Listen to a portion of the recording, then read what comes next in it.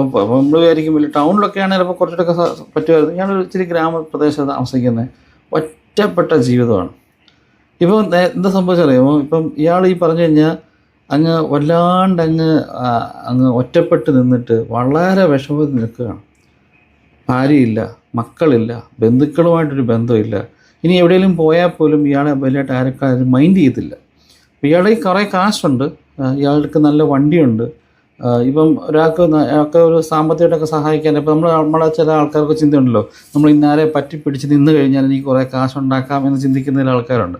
അങ്ങനെയുള്ളവർ പോലും ഇയാളുടെ അടുത്ത് പോകുന്നില്ല. കാരണം ഇന്നത്തെ കാലത്ത് അങ്ങനൊന്നും വലിയ ആൾക്കാർക്ക് വേണ്ട പൈസ. അയാളെ നോക്കാനോ അയാളെ സംരക്ഷിക്കാനോ അയാളുടെ കൂടെ നിൽക്കാനോ ഒന്നുമില്ല.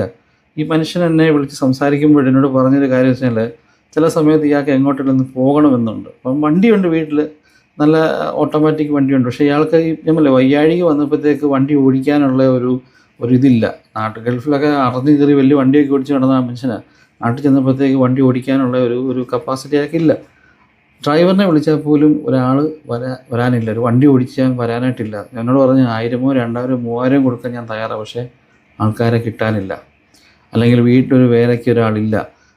പിന്നെ ഇപ്പോൾ അയാളിപ്പോൾ പ്ലാൻ ചെയ്യുന്നത് വെച്ച് കഴിഞ്ഞാൽ ഒരു സിറ്റിയിലോട്ട് മാറി താമസിക്കാനുള്ള ഒരു സിംഗിൾ റൂം ഫ്ലാറ്റ് വല്ലതും എടുത്തിട്ട് മാറി താമസിക്കാനൊരു മനസ്സിലൊരു ഐഡിയ ഉണ്ട്. ഞാൻ എത്രത്തോളം അത് സക്സസ്ഫുൾ ആകുമെന്ന് എനിക്ക് അറിയത്തില്ല എന്നൊക്കെ എൻ്റെ അടുത്ത് ഇങ്ങനെ വിഷമം പറഞ്ഞു. എൻ്റെ അടുത്ത് പറഞ്ഞത്, നമ്മൾ ഈ അധികാരങ്ങളും എന്താ പറയുക, നല്ല വലിയ വലിയ ജോബ് ഓപ്പർച്യൂണിറ്റീസും കിട്ടി വൈഡ് ഏരിയയിലിട്ട് നമ്മൾ പോകുമ്പോൾ നമ്മൾ കളയുന്ന ചില കാര്യങ്ങളുണ്ട് ലൈഫിൽ. അത് കളഞ്ഞിട്ട് പിന്നെ ഒരു പ്രത്യേക ഒരു സമയത്ത് നമ്മൾ തിരിഞ്ഞു നോക്കുമ്പം നമ്മുടെ ഇരിക്കുന്ന കാശൊന്നും ചിലപ്പം തികയണമെന്നില്ല.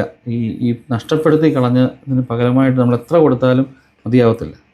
ഈ മനുഷ്യൻ പറഞ്ഞപ്പോൾ എനിക്ക് തന്നെ വിഷമം തോന്നി. ഒരു പക്ഷേ ഈ ആൾക്കെന്നല്ല, പല ആൾക്കാർക്കും ഉണ്ടാകാൻ സാധ്യതയുള്ള ഒരു പ്രശ്നമായിരിക്കും. നമ്മളെപ്പോഴും ഇമ്പോർട്ടൻസ് കൊടുക്കേണ്ടത് ചില ബന്ധങ്ങളുണ്ട്, അതിന് ഉറപ്പായിട്ടും ഇമ്പോർട്ടൻസ് കൊടുക്കുക.